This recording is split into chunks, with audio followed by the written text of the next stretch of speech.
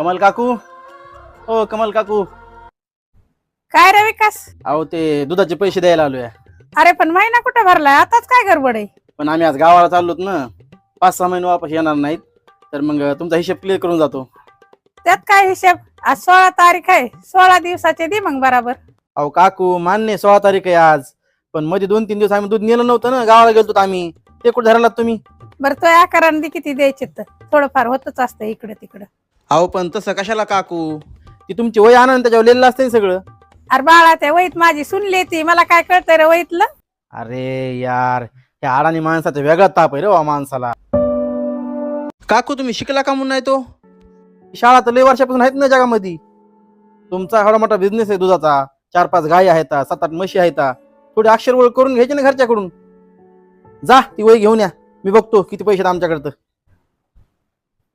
बघ बाबा ही वही, मला तर काय कळत नाही ह्याच्यातलं. द्या इकडं बघा बरं. 4 दिवस आम्ही दूध नेलं नाही आणि तुम्ही कसं काय म्हणता 16 दिवसाचे पैसे द्या?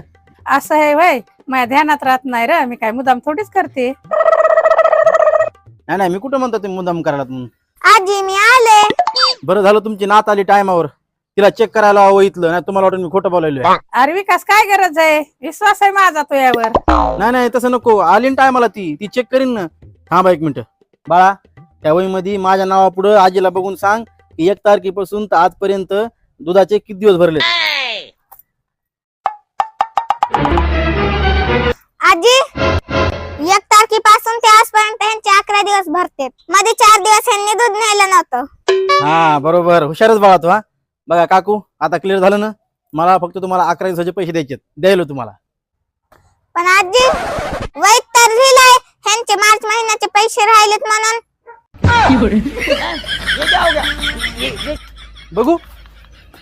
अरे हो र, मार्च महिन्यात तू गाडीवरून पडा होत असतं, त्या महिन्याचे पैसे मी घेतले नव्हते, मीच म्हणलं होतं नंतर दी. हो आला आला आलं लक्षात आलं काकू. मग दे ना ते बी आता. मी काय म्हणतोय काकू, सध्या हे 11 दिवसाचे पैसे घ्या, गाव आलं ना मग तुमचे मार्च महिन्याचे बी क्लिअर करतो. हा नाही राव दिले असते, पण तो 2-3 मिनिटाचे शिक्षण ज्ञान दिलंस ना, त्याच्यामुळं आता पैसे देऊनच जाय बाळा तू. काक मला कपडे घे.